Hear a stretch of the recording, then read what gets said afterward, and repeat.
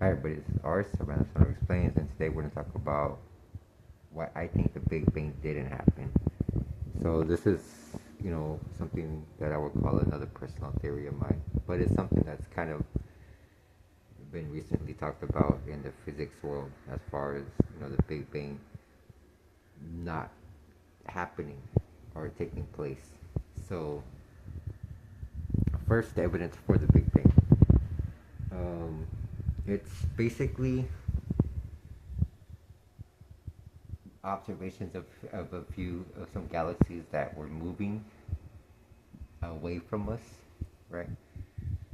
But um, recently, though, it's been found that there's something called large structures of superclusters of galaxies, meaning that there's galaxies that are moving in unison, like hundreds, thousands of galaxies moving in unison together, and what seems to be like some type of orbit around something that might be at the center of the universe. Even though that in space, direction and location is a laughable idea, but you know.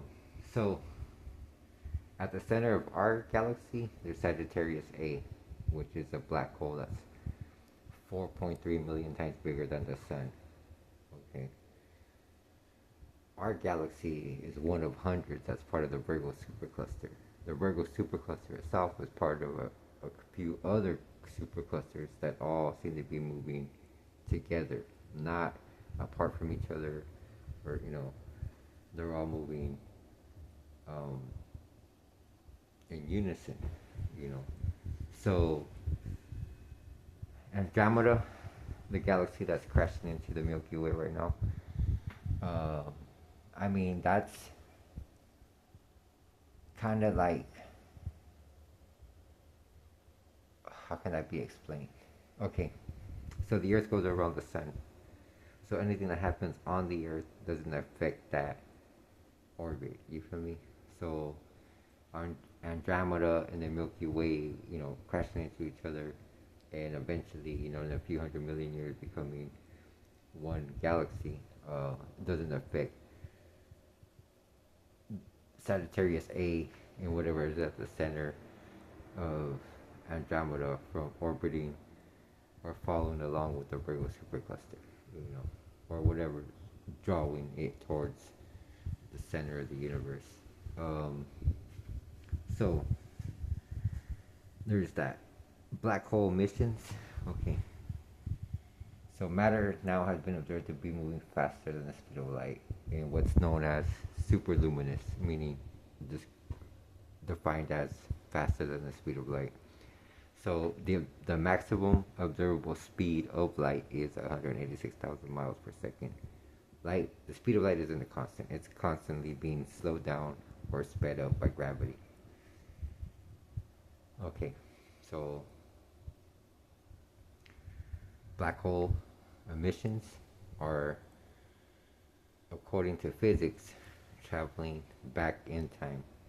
Because once you reach that threshold of 186,000 miles per second, you are moving and back in time. I mean, that's time dilation. That's how it works. Once you exceed the threshold, there's no other way uh, for it to be defined, explained, rationalized. So where or when are these particles going to? Maybe the Big Bang didn't happen, right? But these black holes are feeding the center of the universe with these time traveling particles, setting them back to the beginning of the universe, however far back it was. Because for the third observation, I was going to bring up the age of some galaxies now has been observed to be about 300 million years after the Big Bang is thought to have happened. Because I, like I said, it didn't happen. But these galaxies are way too old, way too developed. The stars in them are way too old to have happened after the Big Bang. So what does that mean? That means the universe isn't 13.8 billion years old.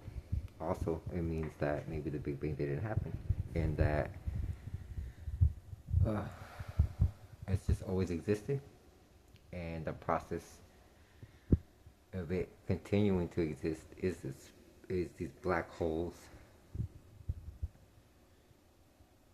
emitting this matter at faster than the speed of light and sending them back in time to the beginning of the universe, whenever that was. Like I said, who knows? You know. Okay. Observational science. Here's my, contention.